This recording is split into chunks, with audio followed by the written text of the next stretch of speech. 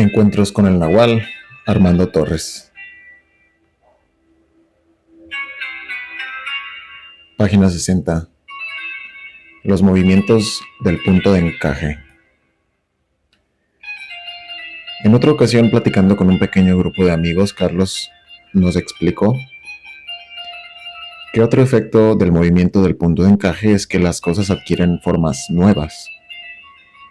El brillo de las apariencias cede paso a un brillo más profundo y esencial, y los seres vivos adoptan la forma de enormes y redondeados campos de luz. Sostuvo que la conformación luminosa de un hombre o mujer es el retrato de su existencia. Los videntes ven cada detalle y así determinan si una persona está o no preparada para el aprendizaje.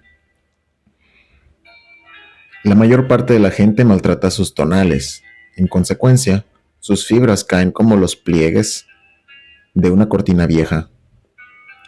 Esas fibras, cansadas, operan a modo de pegamento, estancando el curso natural de la energía. Don Juan les llamaba tonales campana, porque tienen esa forma. Son oscuros y dan la impresión de pesar muchísimo.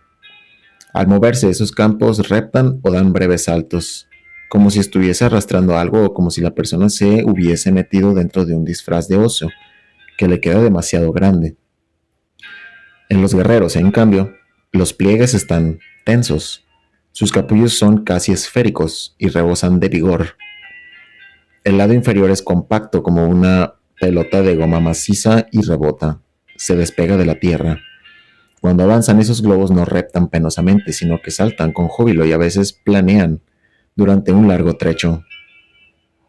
Don Juan les llamaba precisamente así, los planeadores, y afirmaba que era un placer tropezarse con uno de ellos por la calle. Pero solo los videntes consiguen rediseñar su luminosidad de tal modo que pueden despegarse por completo de la tierra y volar. Algunos consiguen romper sus límites, lo que se percibe como si esos guerreros hubiesen roto el pellejo que aprisionaba su energía, exponiendo el refulgente núcleo central. Son brujos viajeros y ya no dependen de su cuerpo físico para estar conscientes y actuar. La tarea del aprendiz es volver a centrar su cuerpo energético a través de actos de impecabilidad y fuerza que conduzcan al movimiento del punto de encaje. Ante todo, debe dar movilidad a su energía, haciendo que fluya de una forma natural. De ese modo, sus fibras se estiran y comienzan a brillar con un matiz ambarino. La percepción tiene lugar en un punto de intensa luz blanca que por lo general está rígidamente fijo, dentro de un área muy específica que los brujos llaman la banda humana. Ese punto articula las emanaciones que recibimos desde fuera con las que están dentro de nuestro campo luminoso, de un modo semejante a cómo una antena recoge las ondas de radio y las transforma en sonido. Para nuestra sorpresa, aseguró que ver ese punto es un asunto relativamente simple, que ocurre ya en las primeras etapas del camino. Basta con que se sugestionen de la manera apropiada. Un aprendiz nunca debe decir, soy un inútil, no veo nada, sino por el contrario. Me parece que lo veo, sí, allí está. Si repetimos ese intento una y otra vez, tarde o temprano el punto de encaje irrumpirá en nuestro campo perceptivo. Y ese es el primer paso para moverlo deliberadamente. Uno del grupo le preguntó cómo podemos ser testigos de nuestra propia percepción. Explicó que puesto que no tenemos modo de percibir nada sino a través del punto de encaje, la única forma de entender este asunto es diciendo que el punto de encaje se percibe a sí mismo. Lo que vemos es el resultado de su funcionamiento. Por eso tenemos la sensación de que repentinamente arde una flama allí, donde nuestras emanaciones se alinean con las de afuera. Repentinamente arde una flama allí donde nuestras emanaciones se alinean con las de afuera. Sostuvo que igualmente podríamos describir este fenómeno en términos de audición, como un chasquido eléctrico que delata el alineamiento. Lo importante es que lo verifiquen por ustedes mismos, porque eso les pondrá más allá de la mente. Les llenará de conocimiento silencioso. El solo acto de verlo produce un impacto que conmueve la fijeza del punto de encaje, continuó diciendo. que un brujo con experiencia logra desplazar su atención muy lejos de la banda humana, tanto en el interior de las emanaciones de su capullo como más allá de él. Esto amplía considerablemente los alcances de su percepción. Algunos van de viaje al reino inorgánico. Ese alineamiento es de lo más gratificante para la energía y hace que el viajero regrese a casa renovado. Otros tienen la tendencia de sumergirse en el área baja, el ámbito de la bestia, el rincón más sórdido de la conciencia. Para los seres humanos ese es el lugar peligroso, porque permanecer largo rato allí puede producir lesiones físicas. Le preguntaron dónde se queda el yo en el momento en que el punto de encaje se desplaza por el área baja. Respondió, por lo visto ustedes están pensando que el punto de encaje cabe dentro de su inventario de cosas razonables, pero no es así. No lo vean como un objeto sólido o como un miembro más de su cuerpo. No tenemos un punto de encaje, lo somos.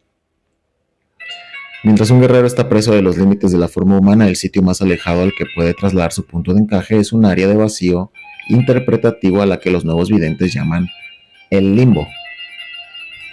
Ese es un espacio real en la frontera del otro mundo. Un área de vacío interpretativo a la que los nuevos videntes llaman el limbo. Ese es un espacio real en la frontera del otro mundo, un área de transición hacia la otra atención. Esos movimientos se acumulan y van condensando nuestro poder personal, hasta que finalmente cristalizan en una especie de matriz luminosa, que don Juan llamaba las posiciones del ensueño. A través de la exploración de esas posiciones, la experiencia individual del brujo se sale del cauce humano y se hace prácticamente ilimitada. El movimiento del punto de encaje no obedece solo al interés de tener acceso a visiones asombrosas, sino ante todo al hecho de que cada desplazamiento controlado libera cantidades enormes de energía. Lo ideal es que el guerrero aplique su intento inflexible y encienda su campo energético como si todo él fuese un gigantesco punto de encaje, para atestiguarlo todo de una vez. En ese caso, el punto sale disparado hacia arriba, el viajero se convierte en una ráfaga de luz y ya nunca vuelve a recuperar su forma. Ese es el reto mayor, la unión de nuestra conciencia con el infinito. Página 61. La supervivencia del punto de encaje. A pesar de que Carlos tocaba con frecuencia el tema de la muerte, evitaba referirse a lo que sucede después de que la persona muere. Esa ocasión me pareció buena para indagar su opinión al respecto. Carlos, le pregunté, ¿qué nos pasa cuando morimos? Depende, me respondió. La muerte nos toca a todos, pero no es la misma para todos. Todo depende del nivel energético. Me aseguró que la muerte de una persona común y corriente es el fin de su viaje, el momento en que tiene que devolver al águila toda la conciencia que obtuvo mientras estuvo viva. Si no tenemos otra cosa que nuestra fuerza vital para ofrecerle, nos habremos acabado. Ese tipo de muerte borra cualquier sentimiento de unidad. Le pregunté si esa era su opinión particular o un conocimiento tradicional de los videntes. Me respondió, no es una opinión, he estado en el otro lado y sé. He visto niños y adultos vagando por allá y he observado sus esfuerzos por recordarse a sí mismos. Para quienes disiparon su energía, la muerte es como un sueño fugaz, lleno de burbujas de recuerdos cada vez más desvanecidos, y entonces, la nada. ¿Quieres decir que cuando soñamos nos aproximamos al estado de los muertos? No solo nos aproximamos, estamos ahí. Pero como la vitalidad de nuestro cuerpo permanece intacta, podemos regresar. Morir es literalmente un sueño. Verás, cuando una persona común y corriente sueña, no puede focalizar su atención en nada. No le queda más que su fragmentada memoria, alimentada con las experiencias que ha acumulado a lo largo de su vida. Si esa persona muere, la diferencia es que su sueño se alarga y ya no vuelve a despertar. Es el sueño de la muerte. El viaje de la muerte puede llevarle a un mundo virtual de apariciones, donde contemplará la materialización de sus creencias, de sus cielos e infiernos privados, pero no pasa de ahí. Tales visiones van desapareciendo con el tiempo a medida que se agota el impulso de la memoria. ¿Y qué pasa con el alma del que muere? El alma no existe, lo que existe es la energía. Una vez que desaparece el cuerpo físico, lo único que queda es una entidad energética alimentada por la memoria. Algunos individuos están tan olvidados de sí mismos que mueren casi sin darse cuenta. Son como los amnésicos, personas que tienen un bloqueo del punto de encaje y ya no pueden alinear los recuerdos. No tienen continuidad, por lo tanto, se sienten permanentemente al borde de la nada. Cuando mueren esas personas se desintegran en forma casi instantánea, pues el impulso de sus vidas apenas aguantó unos pocos años.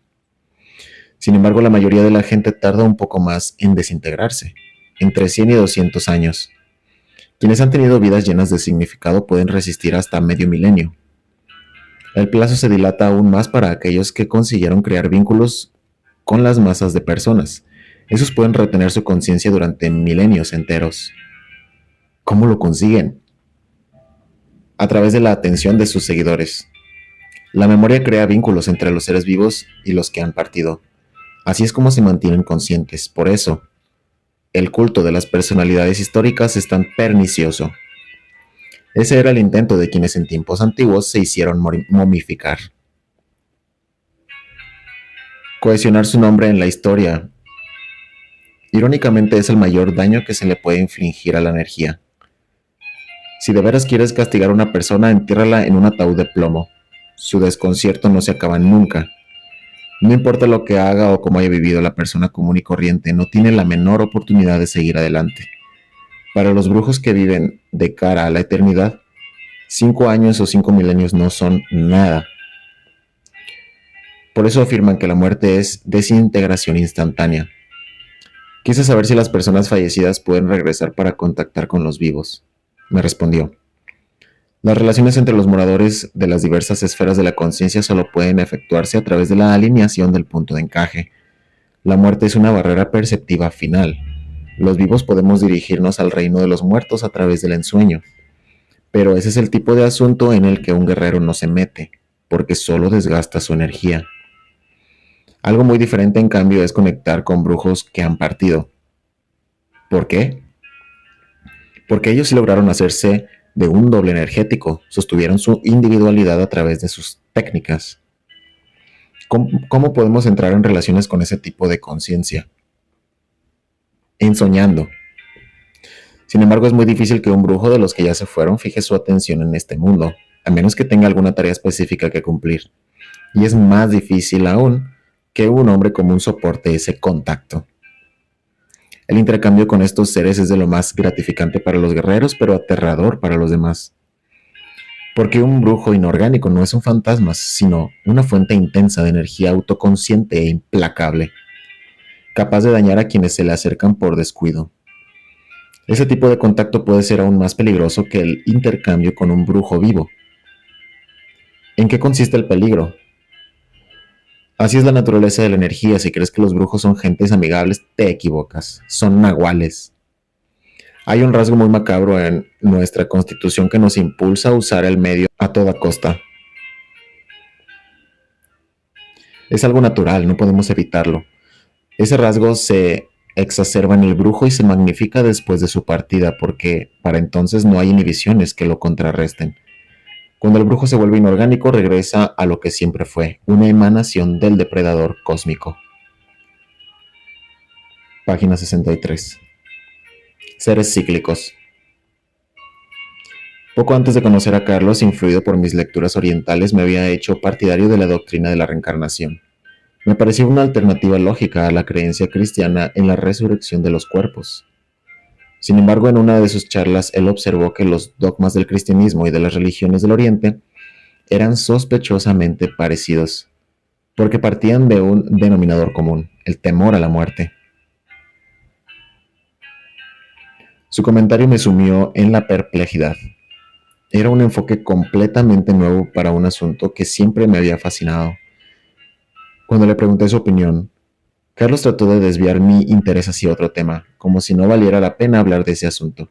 Pero después, cambiando de táctica, me dijo que todas mis creencias sobre la supervivencia de la personalidad eran resultado de las sugestiones sociales. Te han dicho que tenemos tiempo, que hay una segunda oportunidad. Mentiras.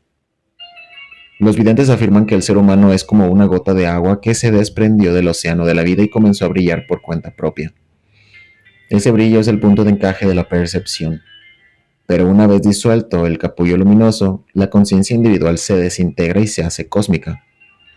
¿Cómo podrías regresar? Para los brujos cada vida es única. ¿Y tú esperas que se repita? Tus ideas parten de la elevada opinión que tienes sobre tu unidad. Pero, como todo lo demás, tú no eres un bloque sólido. Eres fluido. Tu yo es una suma de creencias, un recuerdo, nada concreto. Le pregunté a qué se debe entonces que las religiones propaguen otro tipo de doctrinas. Me respondió: es fácil entenderlo. Son respuestas al miedo ancestral del ser humano. Cada cultura generó sus propias proposiciones explicativas, pero solo los videntes fueron más allá de las creencias, corroborando esos aspectos de las emanaciones del águila por sí mismos. Me explicó que existen en el universo racimos energéticos a los cuales todos nosotros estamos enganchados, como se enganchan entre sí las cuentas de un rosario.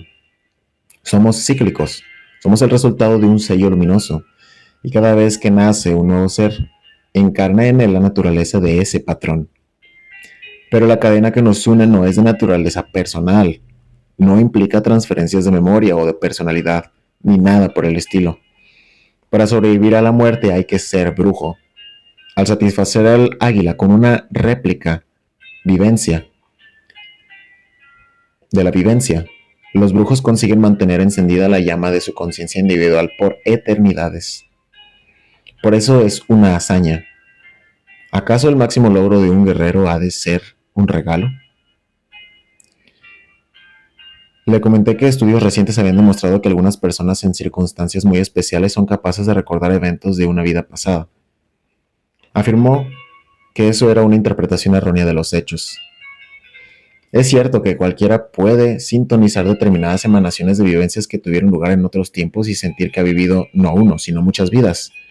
Pero eso es solo una alineación entre millones de alineaciones posibles.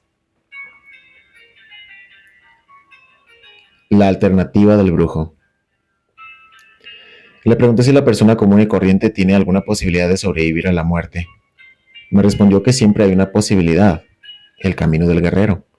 Si quieres entenderlo, no lo veas en blanco y negro. Míralo más bien en términos del movimiento del punto de encaje. El desafío del guerrero es fijar su atención, luchando por mantener la conciencia de su individualidad incluso después de su partida. Cuando alcanzamos cierto umbral de percepción, vemos que la muerte física es un desafío. Así como hay dos formas de vivir, hay dos formas de morir. En ambas uno puede actuar como un guerrero impecable o como un idiota inconsciente. Esa diferencia lo es todo. ¿Quieres decir que lo que ocurre después de la muerte tiene que ver con nuestra preparación?